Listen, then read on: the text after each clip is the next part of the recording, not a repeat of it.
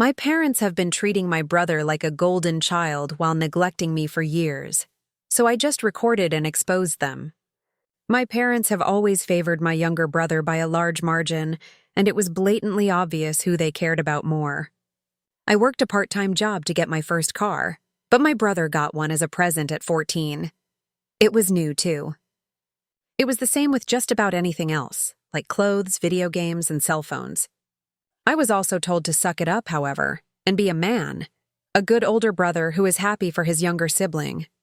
I'm now 18, and I'm taking a gap year before community college to work a full-time job and save money for tuition, as my parents literally laughed and told me to F off when I asked them to help me out with college financially. But a while back, I heard my parents talking about how much they were going to pay for my brother's tuition.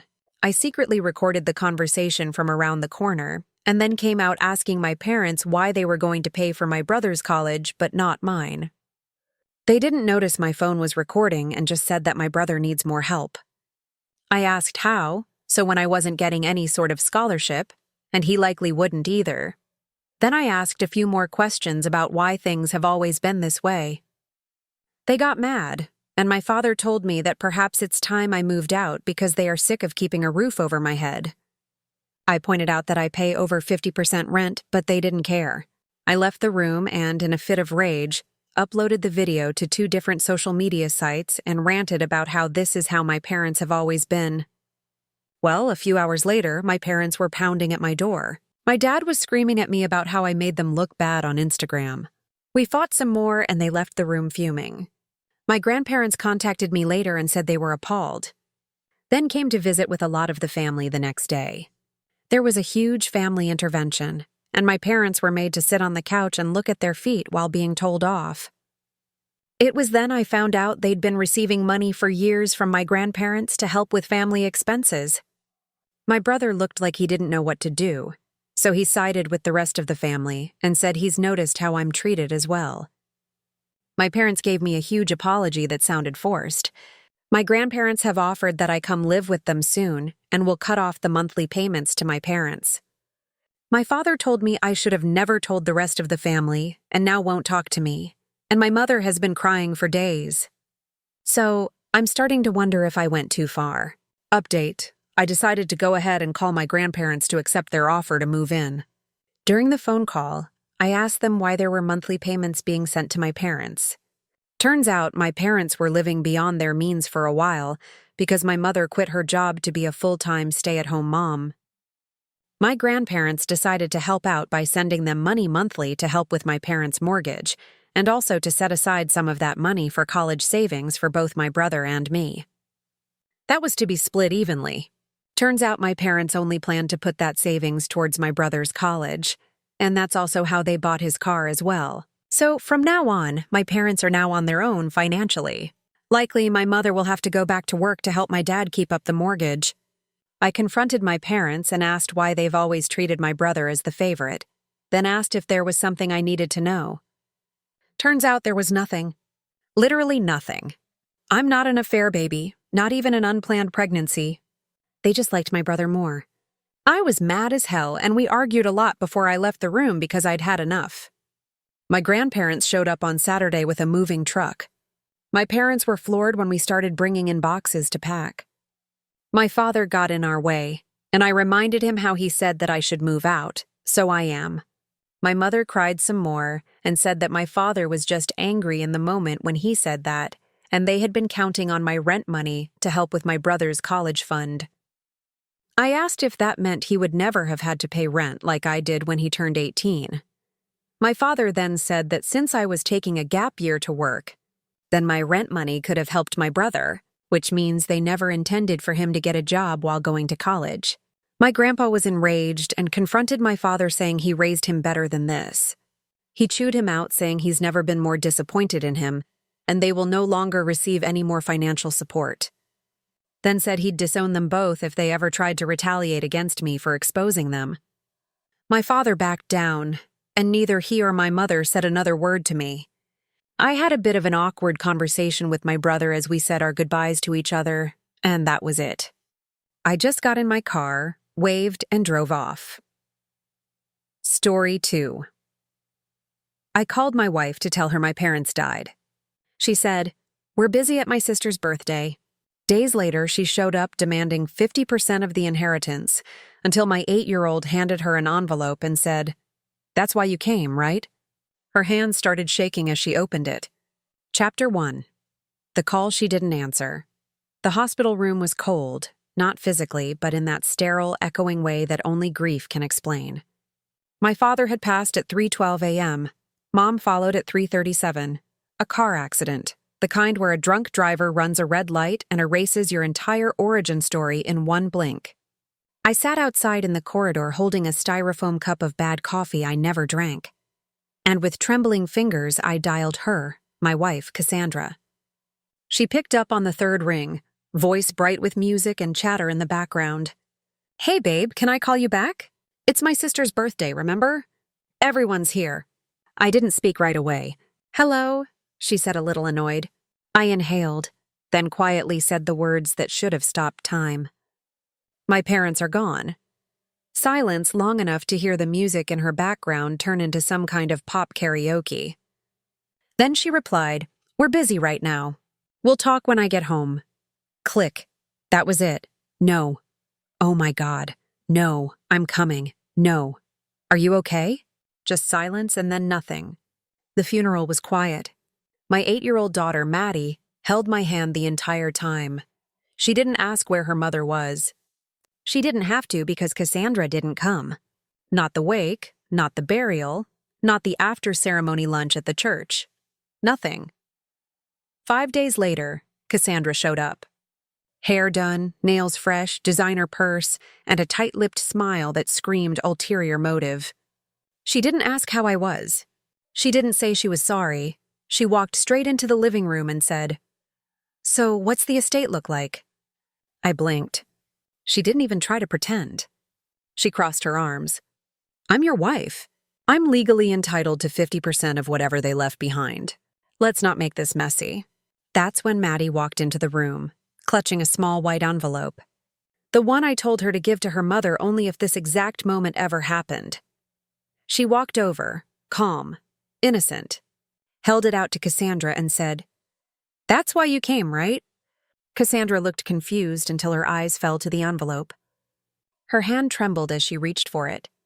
Then she opened it, and that's when everything changed. Chapter 2. The envelope that ended everything. Cassandra's eyes scanned the first page, her smug expression flattening into disbelief. Her voice cracked. What is this?" I didn't move from my chair. Maddie sat beside me, legs swinging off the couch, clutching her stuffed bear. She didn't understand every detail, but she understood enough. "It's the prenup," I said quietly. "The one you forgot about. The one we signed before my parents ever met you." Cassandra's mouth opened slightly. She flipped to the second page, the one with her signature, dated 13 years ago. "You said you lost this," she whispered. "No, I said it wasn't worth looking for." Big difference. Because back then, when I was still naive enough to believe in forever, I had trusted her. But my parents didn't. They had insisted I draft a prenuptial agreement. Why? Because they saw what I refused to. Cassandra was charming but transactional. Everything she did came with a hidden receipt. The prenup was ironclad. It stated that any inheritance, gift, or trust from my family, past or future, would remain solely mine. Not marital property, not joint, not 50-50, mine. Cassandra kept reading like she could somehow change the words with sheer disbelief. This isn't fair," she stammered. "You never even mentioned this." I leaned forward now, voice low but firm. "Neither did you when you ignored my calls from the hospital. When you skipped both funerals. When you walked in here asking about money before even hugging your daughter." She opened her mouth to protest. But Maddie was the one who spoke next. "You didn't even say I'm sorry." Silence again. But this time it wasn't awkward. It was righteous. Cassandra's desperation began to show. Okay. Maybe I handled it wrong," she said. "But we're still married. I've been your wife for over a decade. I deserve something." I didn't flinch. "You'll get something," I replied. "A divorce and closure." I stood up, walked to the kitchen counter, and placed the second envelope next to her purse. It was addressed to her attorney, already signed, already filed. "I'm not trying to punish you," I said, "but you don't get to profit off my parents' death. Or Maddie's grief." She didn't touch the envelope. She just stood there frozen in place like a woman watching her golden parachute burst into flames. And then she did the thing I least expected. She laughed. "You think this makes you a hero?" She spat. "You think anyone's going to side with you after this? You let an 8-year-old deliver your power move? Pathetic." Maddie looked down. Tears welled. That was it. I walked over to Cassandra, picked up the envelope, and opened the front door. "Leave," I said. "Before you say anything else you'll regret." She did, but not before hissing under her breath. "You'll regret this. You'll be alone, just like your parents." She slammed the door, but what she didn't know was that I wasn't alone. Not anymore. I had Maddie, and that was the beginning of everything she couldn't buy back. Chapter 3. My parents left her nothing, but they left Maddie the world. Cassandra didn't disappear quietly. By the next morning, she'd already called twice. Once pretending to be apologetic, the second time screaming into the phone about rights and spousal inheritance. Then came the message from her lawyer. "Your wife is entitled to at least 50% of all current assets not covered by the prenup, and we're prepared to contest the will if it unfairly excludes her." That made me pause because the will, that was the part Cassandra truly didn't understand. The last will and testament. When my father passed, my mother, already frail, didn't last much longer. She passed just 11 days later. But before either of them left, they did something quietly revolutionary. They updated their will together. And they didn't just exclude Cassandra. They wrote Maddie in. Line by line, they structured a trust in her name. Not mine, not ours, hers. It would release funds and stages through her life for education, for health, for milestones, but only under one condition: that she lived with the parent who put her emotional needs first. Not who made the most money, not who won in court, but the one who actually showed up. I sat with Maddie that morning and explained it slowly. Her eyes widened when she heard college fund. Widened more when I said, "Grandma's art studio. It's yours someday." But then she looked up and whispered, "Does Mommy know?" I shook my head. Not yet. Cassandra's warpath. The next few days were chaotic. Cassandra filed a motion to delay the divorce proceedings. Her lawyer sent 3 more letters, all more aggressive than the last. She even tried to visit Maddie at school without permission, which resulted in a panicked call from the principal and a warning from the custody judge. But the real blow came when my parents' estate attorney responded. And that response wasn't sent to me. It was sent directly to Cassandra's lawyer with one line circled in red. "Mrs. Cassandra Monroe is explicitly excluded from any inheritance, assets, or access related to the Monroe Family Trust." Her behavior and relationship with the family were deemed in writing to be irreparably selfish, emotionally harmful, and inconsistent with the values we wish to pass on. In other words, she gets nothing. I didn't gloat. I didn't even answer her next 5 voicemails because this wasn't about revenge. It was about protection. Maddie had lost her grandparents. She wasn't going to lose her father, too. Chapter 4. The Courtroom Showdown. I hadn't seen Cassandra in person since the day of the funeral, but there she was now, sitting across the aisle from me in family court, flanked by her high-powered attorney, wearing a black dress like she was the widow, not the betrayer. She looked calm, poised, deadly, the last-ditch lawsuit. Her claim that she had invested emotional labor into our marriage had contributed to the social elevation of the Monroe family and was being unjustly excluded from marital benefits.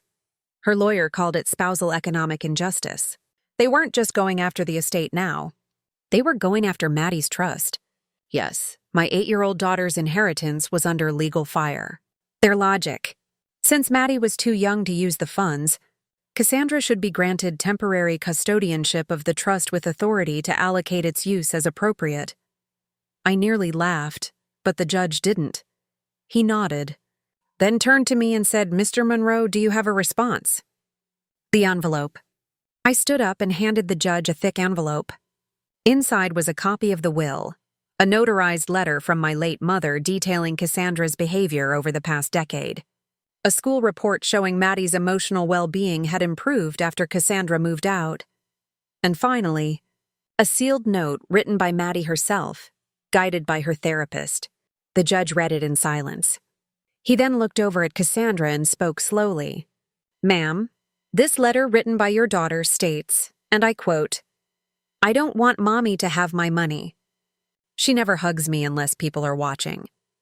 She said Grandpa was boring and called Grandma a witch. Daddy holds my hand when I'm scared. He tells the truth. He's my real family.'" The courtroom was frozen. Cassandra's expression cracked. "Objection."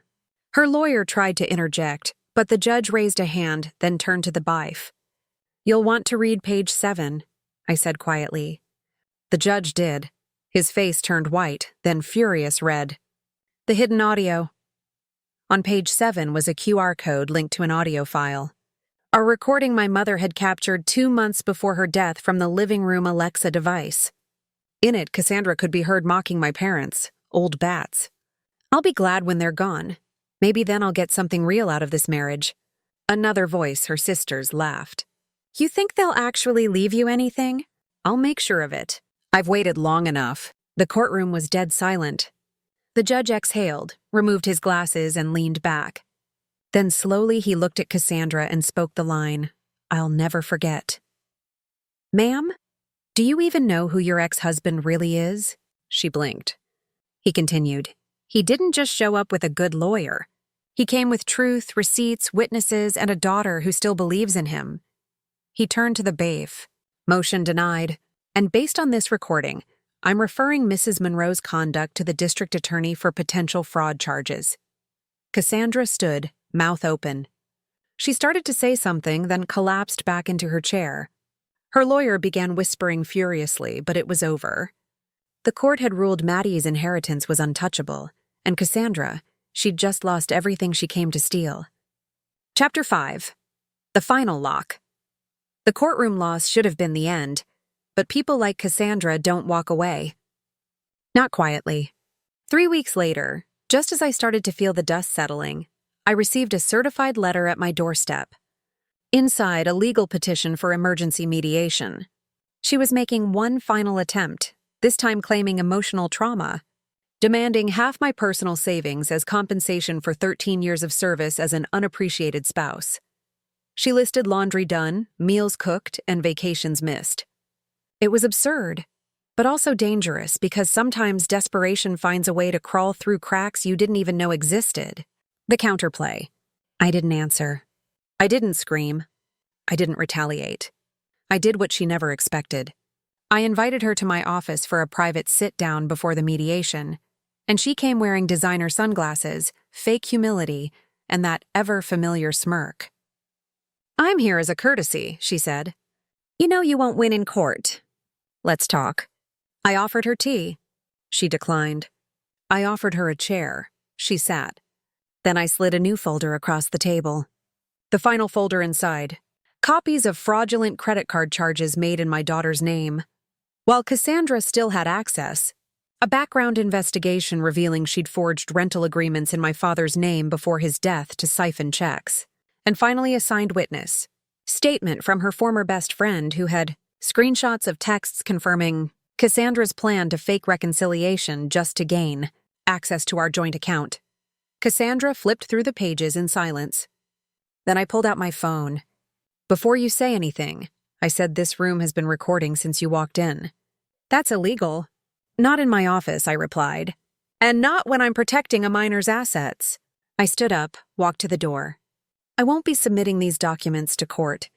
Unless you ever contact me or Maddie again, in which case I gestured to the USB drive on the table. This goes directly to the DA along with that recording and the bank logs, the flash of fear."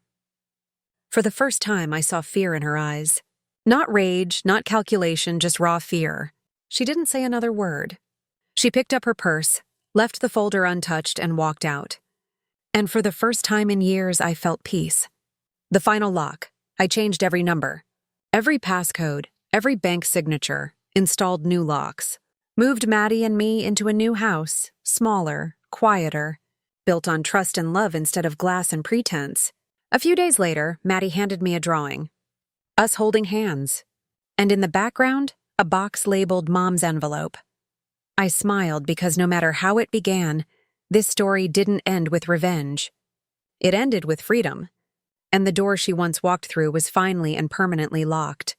Epilogue. The new chapter. It's been 2 years since Cassandra last tried to reach out. Her number blocked, her emails filtered, her presence erased. But the memories, they didn't vanish overnight. Healing wasn't a cinematic montage. It was slow, quiet, earned. A home rebuilt. Maddie's drawings now line our hallway. Every crayon sketch tells a story, not of what we lost, but of what we saved. She started therapy. So did I. Not because we were broken, but because we refused to carry her poison into our future. We laugh now a lot,